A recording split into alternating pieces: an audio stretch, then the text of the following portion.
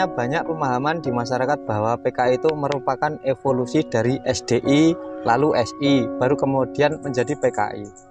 Nah, bagaimana hubungan SDI atau SI ini dengan Snefit ini sehingga organisasi SDI dan SI ini berubah menjadi PKI? Oh ya. Jadi memang ada anggapan seperti itu. Itu kronologis historisnya itu begini. Jadi Sneflit itu sama setelah tahun 1914 sampai 1916, 2 tahun itu dia di Semarang mengorganisir buruh itu. Selama 2 tahun ini dibantu oleh Semaun dan Darsono itu kurang mendapatkan massa kan begitu. Sekarang bagaimana caranya dia dapat mendapatkan dukungan banyak buruh, karena sasarannya adalah buruh. Selama 2 tahun 1914-1916 ini dapat buruhnya kan sedikit. Nah, bagaimana caranya agar dapat segera mendapatkan banyak buruh? Nah, analisisnya begini, Mbah Sneflit ini. Dia menganalisis dulu di area Semarang dan area Jawa itu ada enggak suatu kelompok, suatu organisasi yang juga punya perhatian pada buruh. Begitu. Nah, Sneflit menemukan, oh ternyata sudah ada yang memperhatikan buruh itu sudah ada sebelum Sneflit hadir di Jawa. Nah, ketemunya hasil analisisnya Mbah Sneflit ini ada satu kelompok yang sangat memperhatikan buruh di luar dia, beda dengan dia, yang sudah ada di Jawa sebelum dia. Nah, kelompok ini namanya Insulinde. Nah, Insulinde. Insulinde ini opo iku Insulinde? Oh lagi krungu aku ngono kan. Wah, ono ae kon niku. Gak bahaya ta?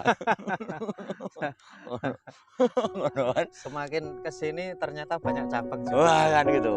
Nah, ternyata sudah ada kelompok di Jawa ini jauh sebelum Sneflit hadir di Jawa. Sudah ada kelompok yang sangat memperhatikan buruh. Namanya kelompok itu Insulinde.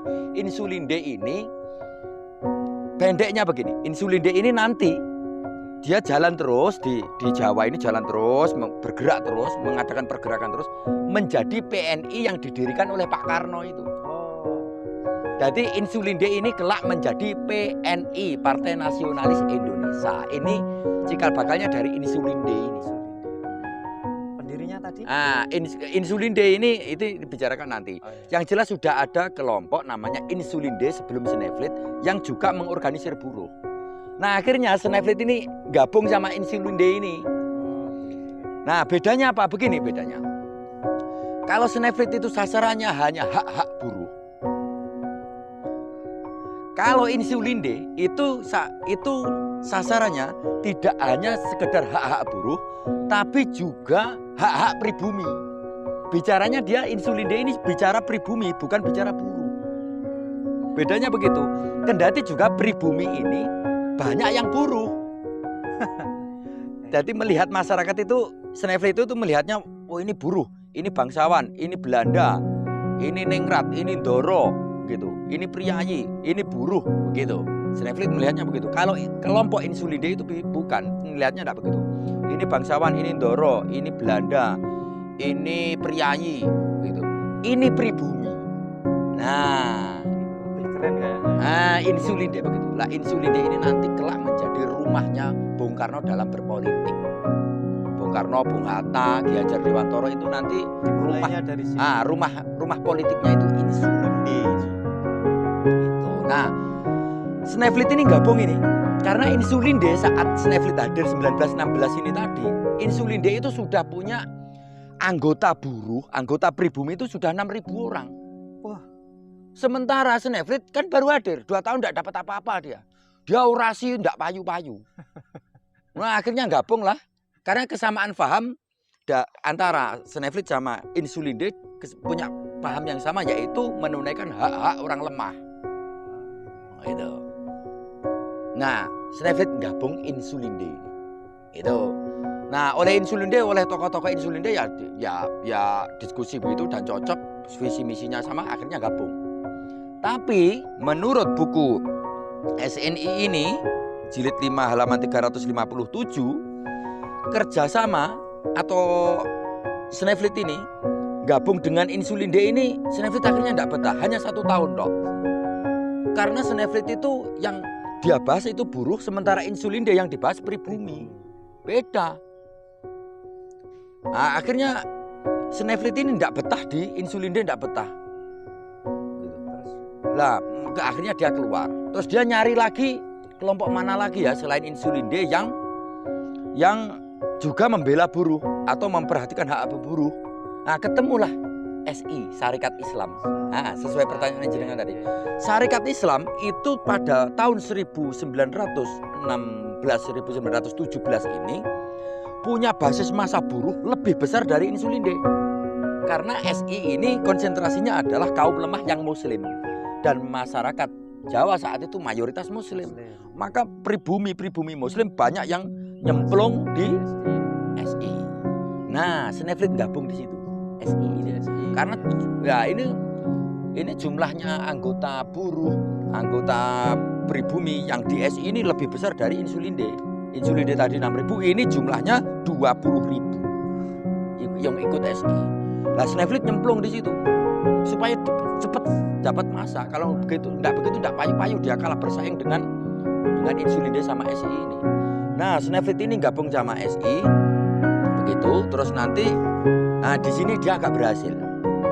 Dia pelan-pelan menjadi tokoh, dia menjadi orang yang berpengaruh di dalam, menjadi orang yang berpengaruh di SI, karena dia itu Sneflit itu wajahnya turis, ganteng, gede dhuwur begitu. Sementara orang-orang SI itu ireng, wajah-wajah Jawa lah, desa begitu. Roh turis kan langsung inferior. Gitu.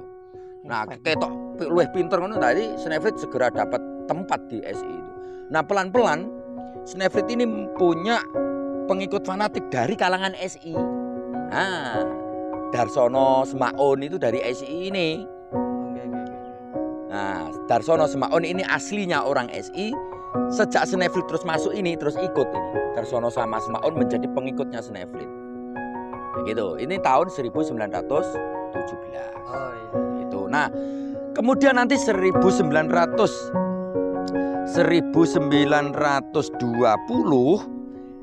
Sneflit Semaun Darsono ini mulai di dalam SI mulai pecah. Mulai kelompok ini tadi ada konflik. Si Semaun Darsono Sneflit ini, kelompok ini namanya ISDV. Nah, ini pelan-pelan nanti ini jadi berdiri sendiri jadi SI merah. Sementara yang satunya SI hijau. Nah, gitu. Nah, dari sini tampak. Terus ini nanti dari ISDV-nya Sneflit Semaun Darsono ini menjadi PKI 1920. 1920. Oh iya. Ini. Nah, ini di halaman 362 ini. Nah, ini 1920 itu ISDV ini berubah nama menjadi PKI. Di sini Nah, mulai terbentuknya PKI di sini. Jadi sebetulnya PKI itu tetap lahirnya dari ISDV, dari Sneflit Semaun Darsono, dari Sneflit ini. Hanya saja Sneflit ini gabung SI, terus kemudian lahir PKI. Bukan kok seperti tadi, PKI itu evolusi dari SDI, SI, PKI tidak begitu. PKI itu tetap dari Sneflit. Oh iya. Ini sementara ini dulu. Ya, gitu. Lanjut.